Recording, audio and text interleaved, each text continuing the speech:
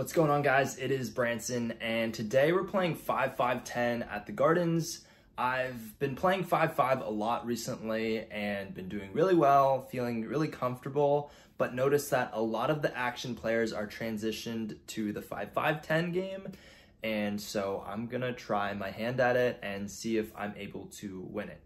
Lately, I have been winning a ton, probably running way better than I should. I've won 17 out of my last 18 sessions, which is pretty nuts for me. My average win rate is typically around 65 to 68%. Hopefully I am also getting better, playing well, having good game selection, but I'm trying this new game type, so hopefully it goes well, and hit that intro. Yeah, I mean, the nice thing is that I just don't like till, you know. Alright, we got the flush. Okay, he's got a set of eights. We got him. Hold.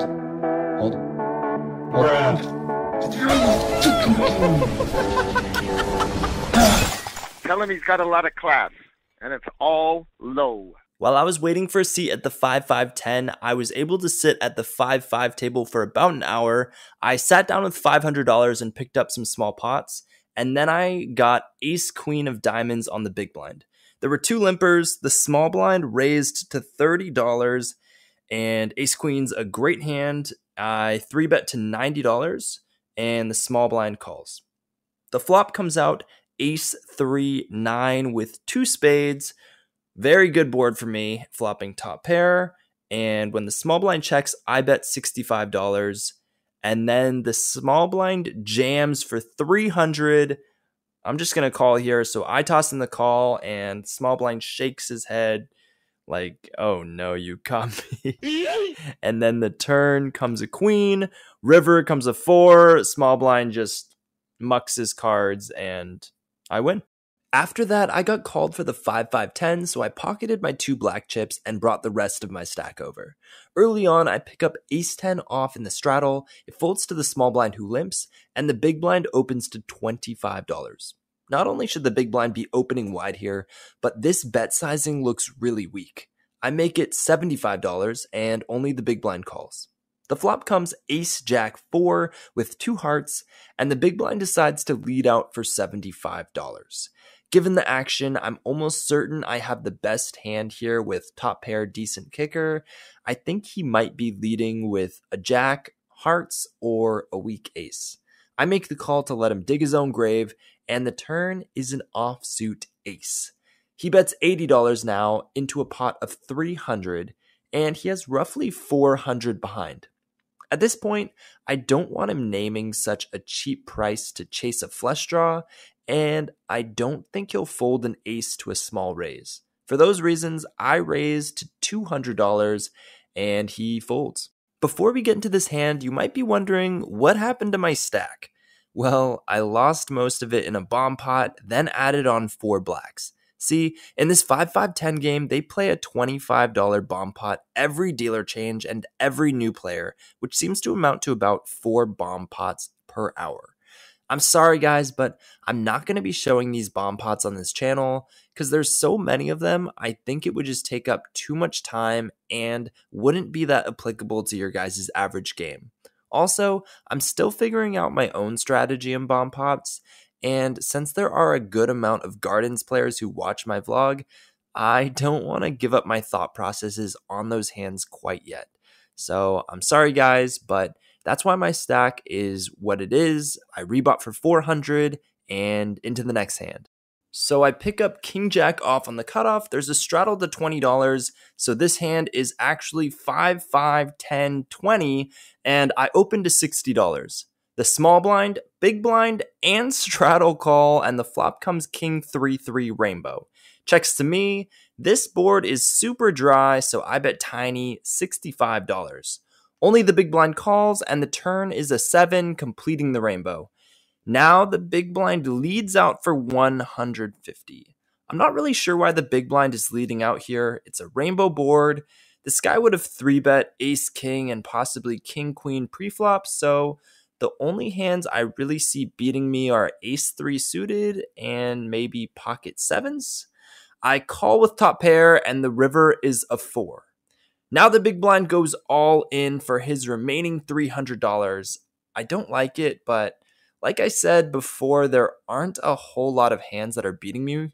So I make the call. He flips over King Jack for the same hand, and we chop the pot. So I decided to move to the left of the player I just played against. He was the most active raiser and 3-better, and I decided instead of letting him 3-bet me, I'll go to his left and 3-bet him when I have a hand. So I pick up ace-5 suited of diamonds on the small blind, and the cutoff limps. He's on the button and he raises to $40.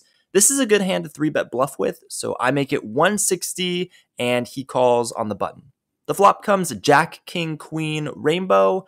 This board is not so good for my particular hand, but for my range, I could have pocket kings, queens, jacks, ace 10, some really strong hands here. So I make it 150, hoping he just folds an underpair or something like that.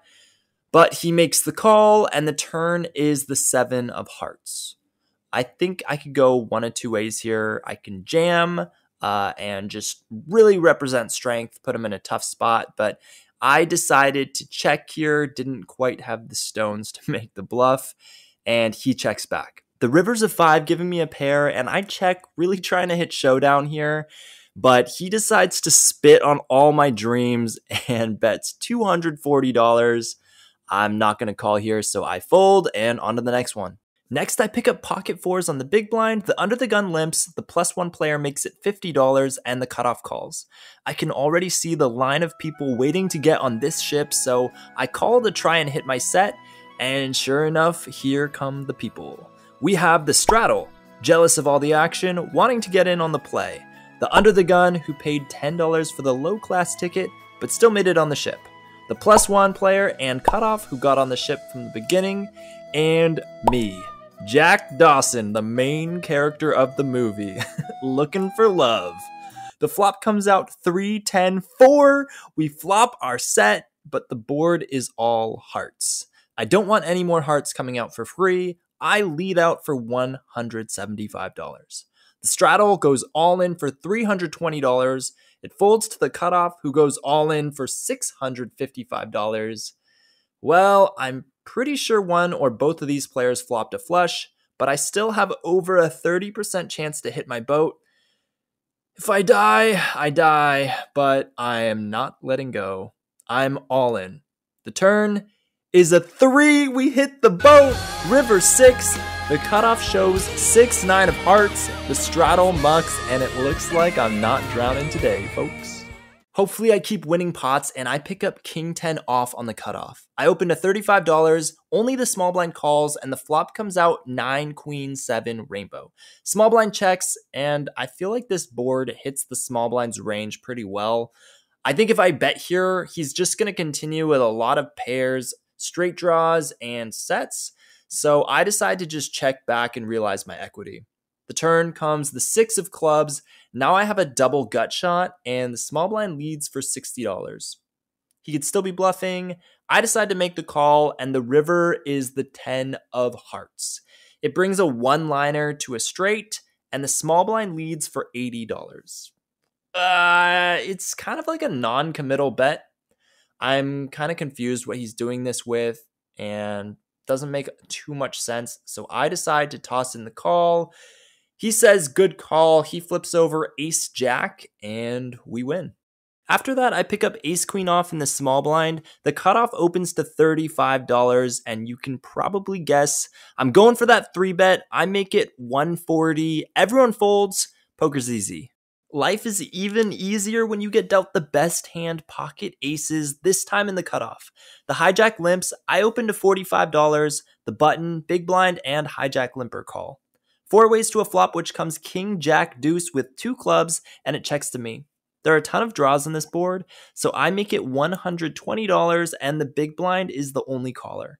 When I don't get raised, I'm not too worried about a set or 2 pair, and the turn is the 8 of diamonds. The big blind checks, and this time I bet $300. I'm not too scared of this 8, and I want to get the maximum out of his draws and top pair holdings. But he decides to fold this time, and we win. I pretty much end the night with a bomb pot, and I flop top pair, take it down on the flop, and after that I racked up and cashed out. I don't know about that session, guys. I played 5-5 for about an hour. I had that one big hand and was up a little over 400, then went to the 5-5-10 and again got really lucky flopping a set and then even luckier turning a boat. So can't really attribute this one to like any incredible plays, but still feels good to book a win. All in all, I finished the day up a little more than 1.7K, so pretty happy about that after like 4 hours. Anyway, thanks for watching, and I'll see you in the next one.